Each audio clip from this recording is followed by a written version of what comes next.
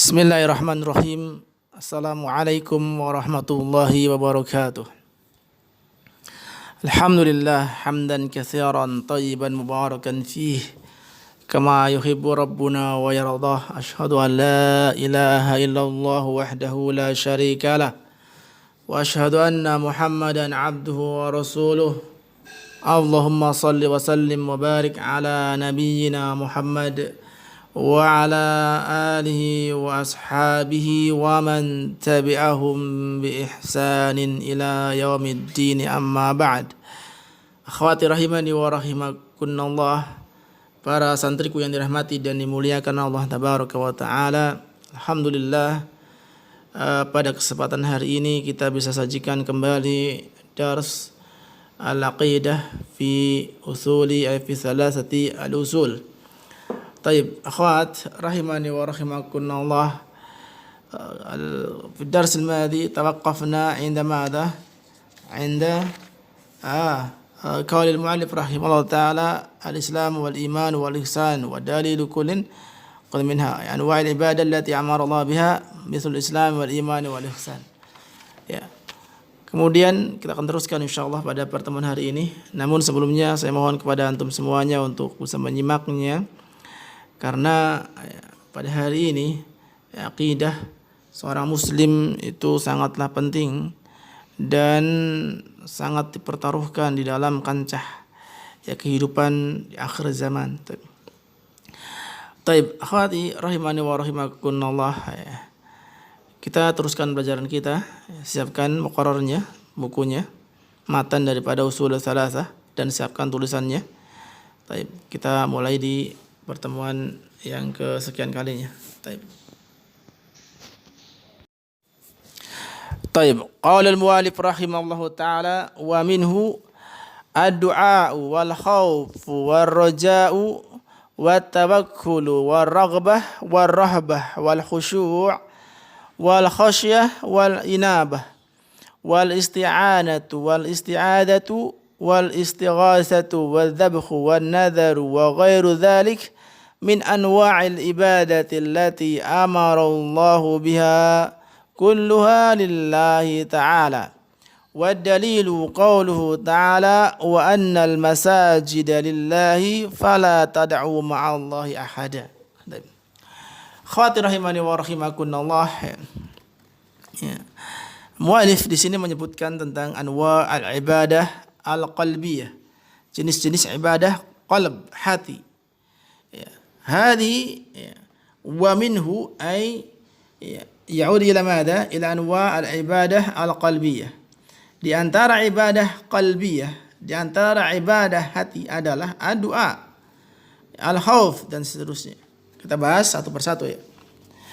Yang pertama adalah ad-du'a. Ad-du'a'u ma huwa ad-du'a? Ad-du'a huwa su'al, meminta, memohon. Ad-du'a huwa su'al. Ad-du'a'u yanqasimu ila qismain. Ad-du'a di sana terbagi menjadi dua bagian, yaitu doa al-ibadah wa du'a'u al-mas'alah. Doa ibadah dan doa al-mas'alah. Ad-du'a'u al-ibadah wa sana' ala Allah, pujian kepada Allah tabaraka wa ta'ala. Pujian kepada Allah tabaraka wa ta'ala. Taib, hadi du'a'u al-ibadah. Seperti perkataan kita ketika menyebutkan sebuah surat Al-Fatihah: Alhamdulillah ya Rabbil Alamin Ar-Rahmanir Rahim Maliki Yaumiddin Iyyaka na'budu wa iyyaka nasta'in Ihdinas siratal mustaqim. Seluruhnya ini adalah doa ibadah, memuji Allah Subhanahu wa taala. Seperti salat, doa, as-salatu huwa doa, as-salatu hiya ad-du'a, doa ibadah. Wa amma du'aul mas'alah, adapun doa mas'alah, talabu syai'in min Allah azza wa jalla, meminta kepada Allah azza wa jalla, meminta sesuatu kepada Allah tabaraka wa taala. Ini masalah. Meminta apa yang kita butuhkan kepada Allah tabaraka wa taala. Dengan dengan lafaz permintaan. Allahumma ya Razzaq urzuqni, ya Razzaq urzuqni, wahai zat pemberi rezeki, urzuqni, berilah aku rezeki. Talabu syai', talabu madza? Talabu rizq. Ya. Allahumma rabban nasi idhabil ba'sa ishfi wa anta syafi. Ya Allah, Rabb semua manusia, idhabil ba'sa, hilangkanlah al-ba's, kesusahan, penyakit. Ishfi, sembuhkanlah, anta syafi, meminta pada Allah Subhanahu wa taala, meminta kesembuhan. Baik. Syafaakumullah, semoga Allah taala meminta kesembuhan pada Allah Subhanahu wa taala. Semoga Allah taala memberikan engkau kesembuhan, menyembuhkanmu. Akhwati rahimani wa rahimakumullah, hadzani naw'aini min anwa'id du'a. Ini dua jenis daripada jenis doa, yaitu doa al-ibadah wa doa al-mas'alah. Baik. Kemudian permasalahan berikutnya adalah limadza yuqalu bi anna du'a min anwa'i al-ibadah. Permasalahan berikutnya adalah kenapa doa itu kenapa doa itu disebut ibadah atau merupakan jenis ibadah? Ini. Kenapa kita katakan bahwasanya doa adalah ibadah? Bukanlah ibadah itu seperti salat, seperti zakat, haji, umrah, tapi doa juga disebut ibadah. Limadza? Kenapa? Ini pertanyaan yang perlu kita bahas saat ini insyaallah. Ad-du'a sara min anwa'il ibadah li umurin. Doa menjadi satu di antara bagian jenis atau satu di antara jenis-jenis ibadah dikarenakan beberapa alasan.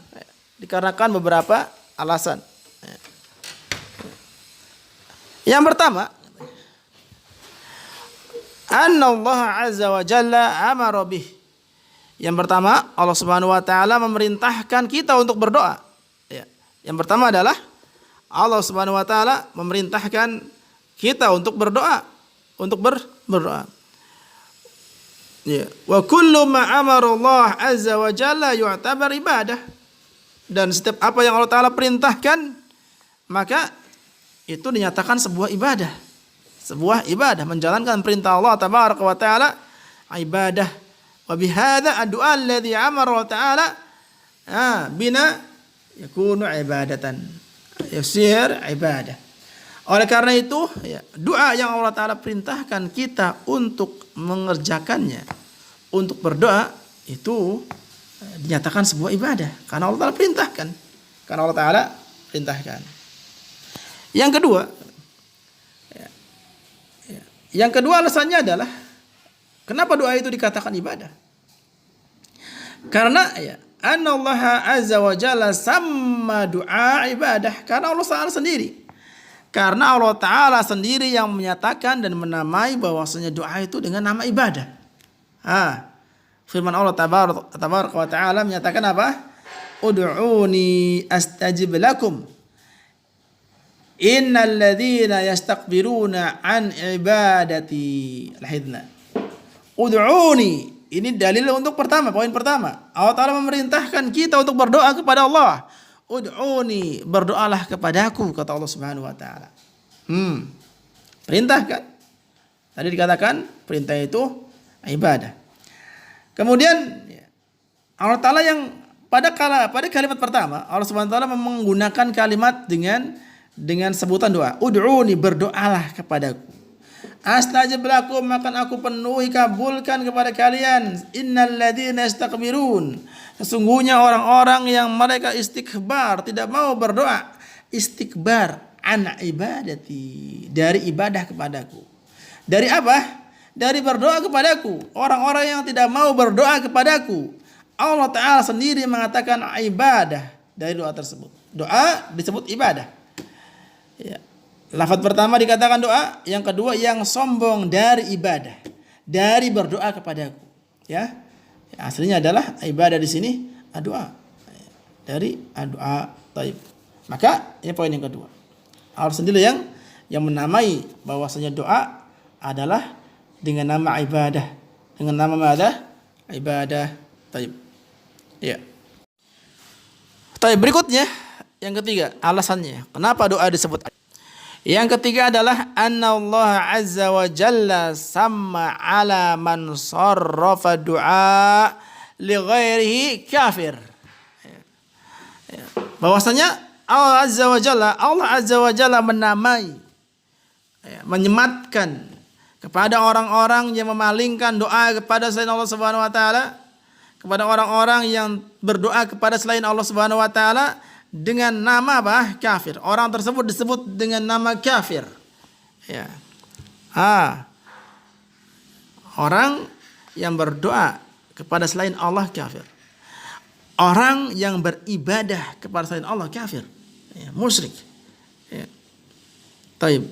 Maka ya, tidaklah orang itu beribadah, tidaklah dikatakan sebuah ibadah ya, kecuali tidaklah dikafirkan seorang kecuali yang tidaklah dikafirkan seorang yang dia untukkan sesuatu itu kepada yang lain selain Allah Subhanahu wa taala, kecuali itu adalah ibadah. Ibadah ketika diperuntukkan kepada selain Allah Subhanahu wa taala ini kafir pelakunya. Nah, maka doa ketika Allah taala sebut dengan pelakunya memalingkan dari Allah kepada yang lain kafir, maka doa itu adalah ibadah. Doa itu adalah ibadah karena tidak ada sebuah perkara yang dipalingkan kepada Allah Subhanahu wa taala disebut pelakunya kafir. Disebut pelakunya adalah kafir kecuali ibadah. Nah, Allah Subhanahu wa taala berfirman, "Wa man yad'u ma'allahi ilahan akhar." Barang siapa yang dia berdoa kepada bersama Allah taala ilah yang lain. Nah, ini yang sering kita katakan bahwasanya musyrik itu apabila dia beribadah kepada Allah dan bersama dengan itu dia beribadah kepada yang lain. Jangan salah paham. Jangan salah paham bahwasanya orang musyrik itu tidak beribadah pada Allah. Justru dikatakan musyrik karena dia beribadah kepada Allah dan beribadah kepada yang lainnya. Kalau dia tidak beribadah kepada Allah khalis, murni tidak pernah beribadah kepada Allah, kafir khalis. Tapi kalau dia beribadah kepada Allah dan beribadah kepada selain Allah Subhanahu wa taala, kafir. Dia meminta kepada Allah dan juga meminta kepada yang lainnya, musyrik. Dia beribadah kepada Allah, takut kepada Allah dan takut kepada yang lainnya, takut dalam kategori yang ibadah, musyrik. Taib. Oleh karena itu, Allah Ta'ala sendiri yang mengatakan bahwasanya orang yang beribadah atau berdoa kepada Allah dan kepada ilah yang lain, wa man yad'u ma'allah ilahan akhar.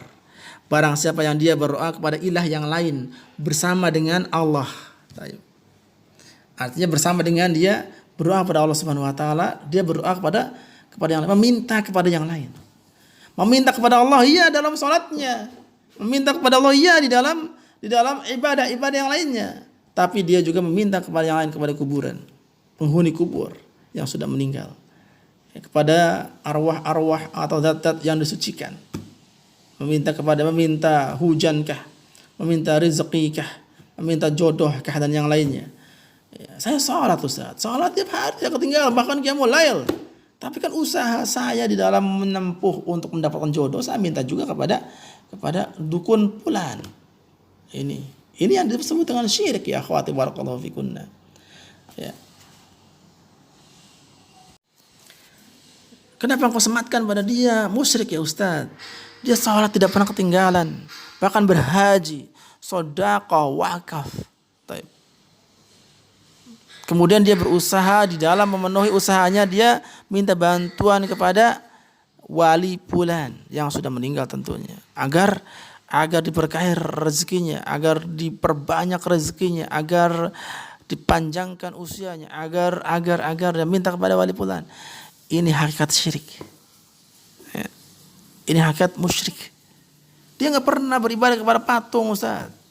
Apalagi patung-patung yang di tawaf, tidak.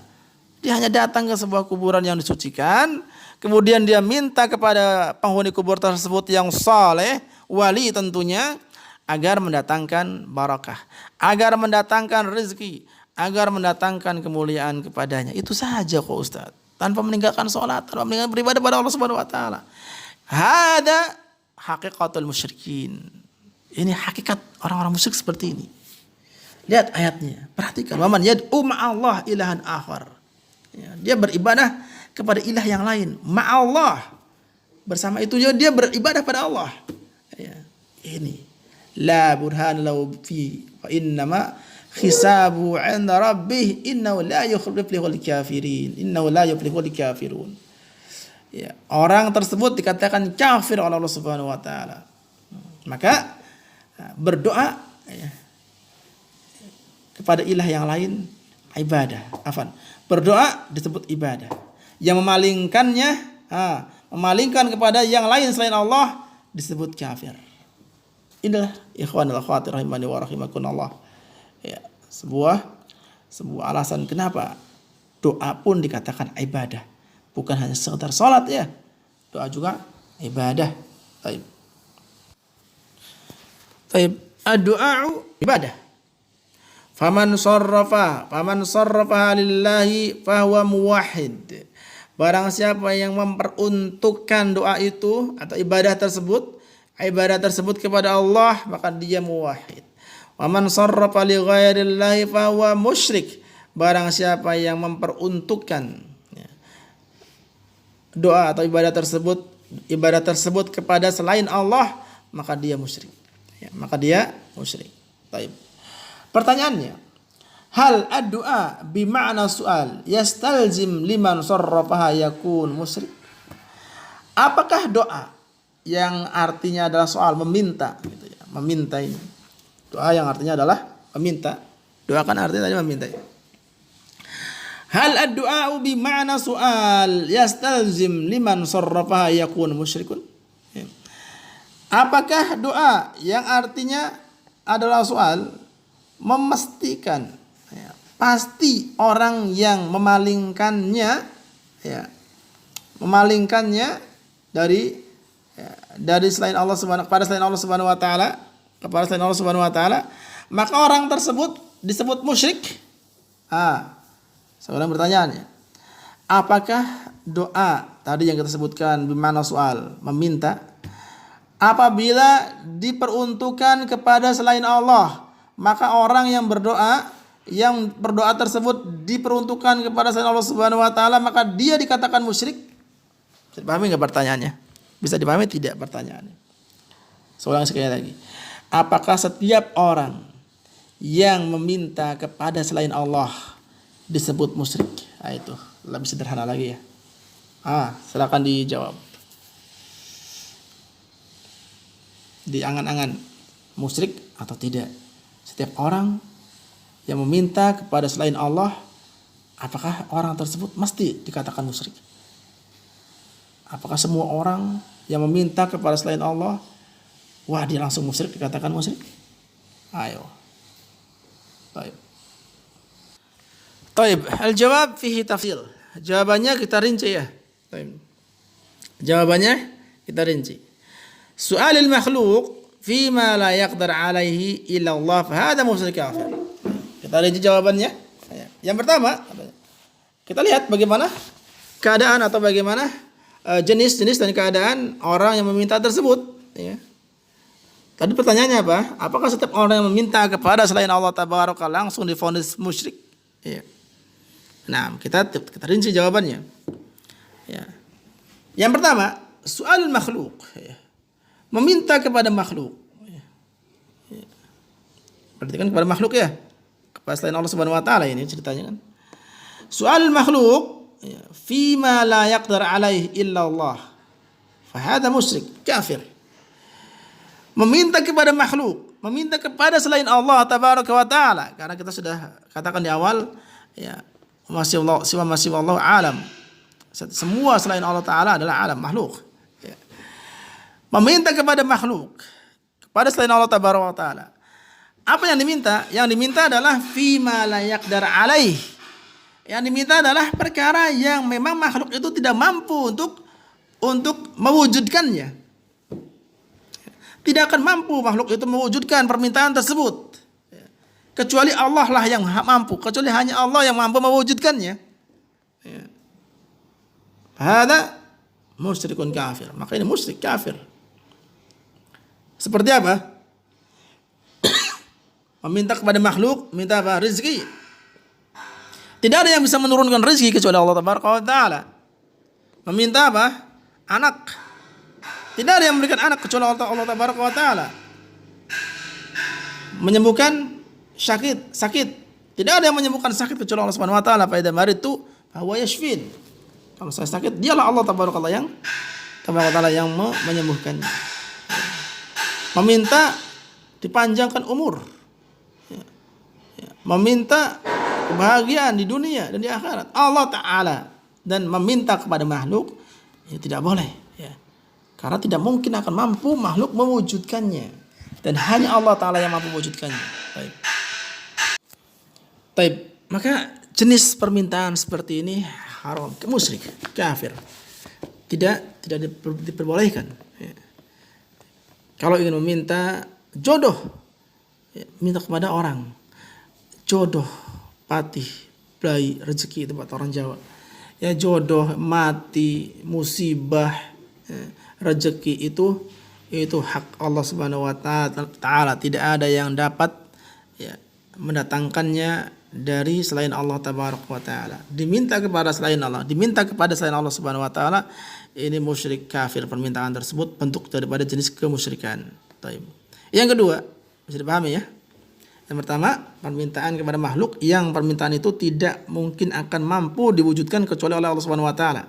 Maka ini jenis permintaan yang musyrik.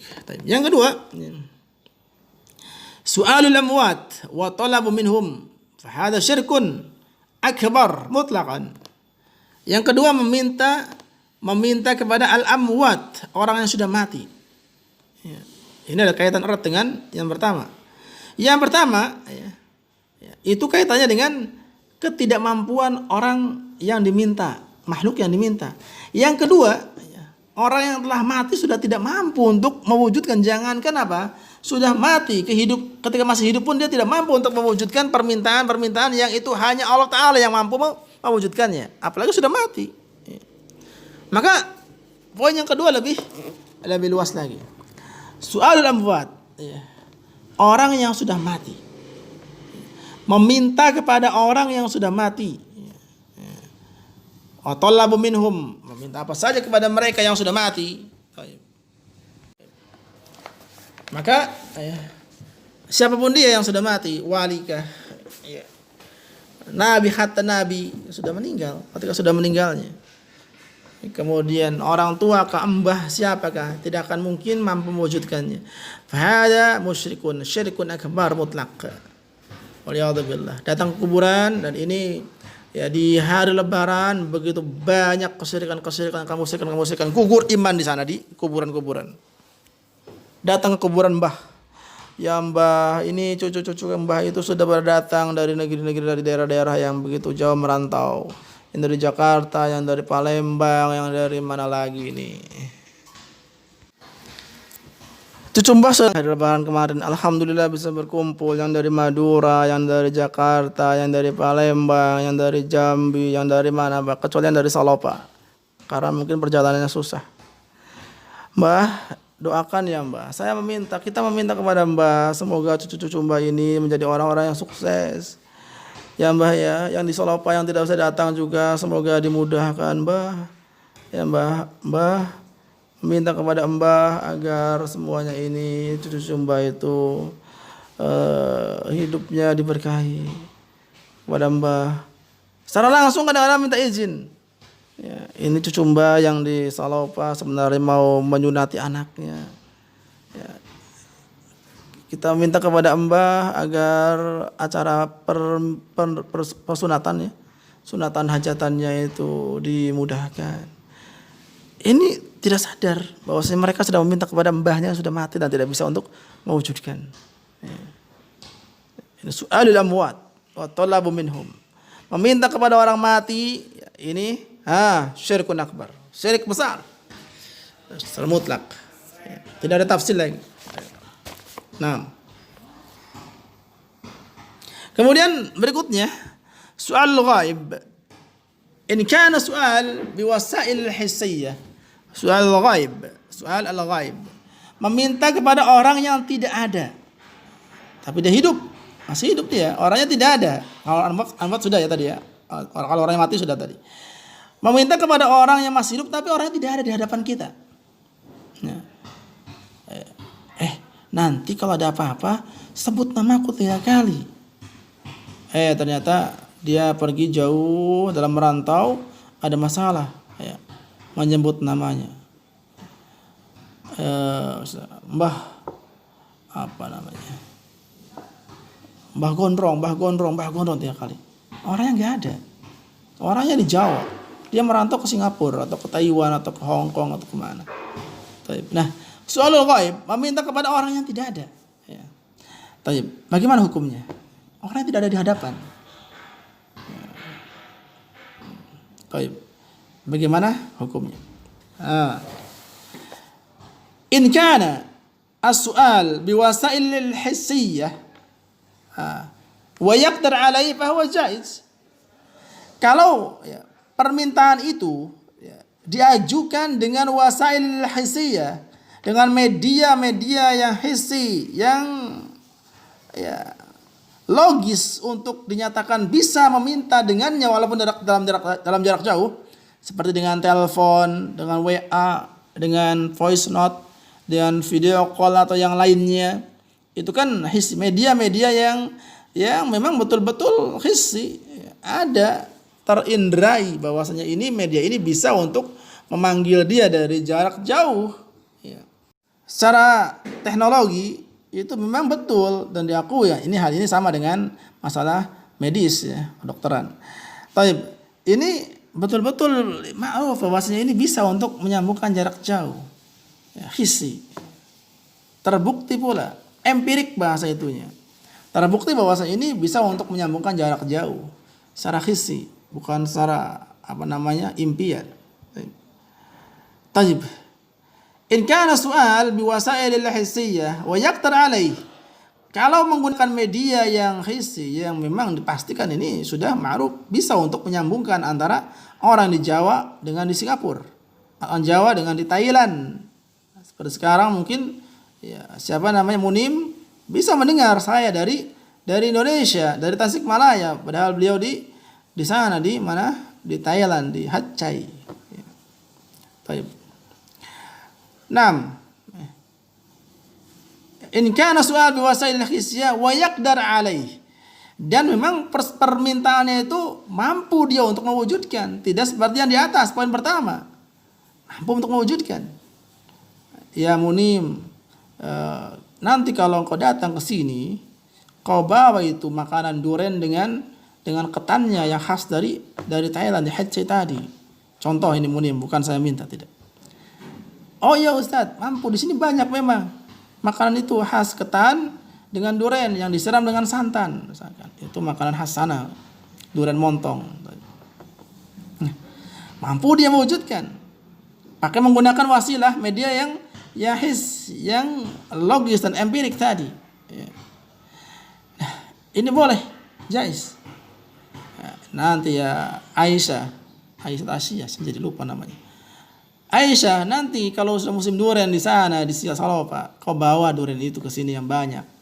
Nah, oh ya Ustaz, kita memang punya kebun durian. Kita menggunakan WA, voice note ataupun video call. Dan dia pun punya banyak kebun durian atau pohon durian, mampu dia mewujudkan. Tapi berbeda dengan kalau saya minta begini, wahai ya Munim, nanti kalau kau mau ke sini, ke Jawa, ke Indonesia, sebelum ke sini, kamu satukan dulu pulau Thailand dengan pulau Indonesia ini.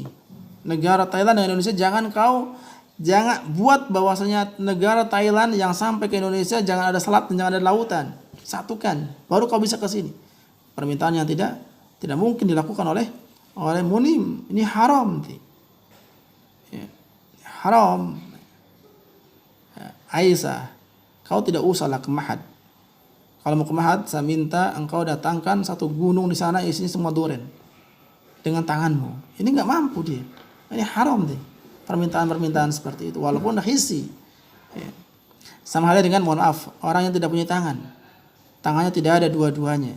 Ada kan, kita bisa melihatnya. Kita minta pada dia, hai nak atau mas atau kang, angkatkan beras satu karung itu dengan tanganmu. Dia nggak punya tangan. Itu nggak boleh meminta seperti itu. Walaupun orangnya ada, walaupun orang di depan kita. Nah, bisa dipahami ya. Nah, ini yang pertama. Soal ghaib. Ini yang ketiga, Van. Soal ghaib, meminta kepada orang yang tidak hadir, tidak ada di hadapan kita. Ibu kita kah atau yang lainnya. Ya, anak-anak pondok ini hati-hati sekali. Dalam keadaan galaumu, jangan sampai terjerumus kepada kesyirikan. Dalam kamar sendiri, engkau menyebut, wah ibuku, tolonglah aku tidak betah. Ibu, tolonglah aku. Ibunya tidak ada, ibunya di sana di kampung. Kau sebut-sebut ibu, minta pertolongan kepada ibumu? Ya, ini nggak boleh, khot.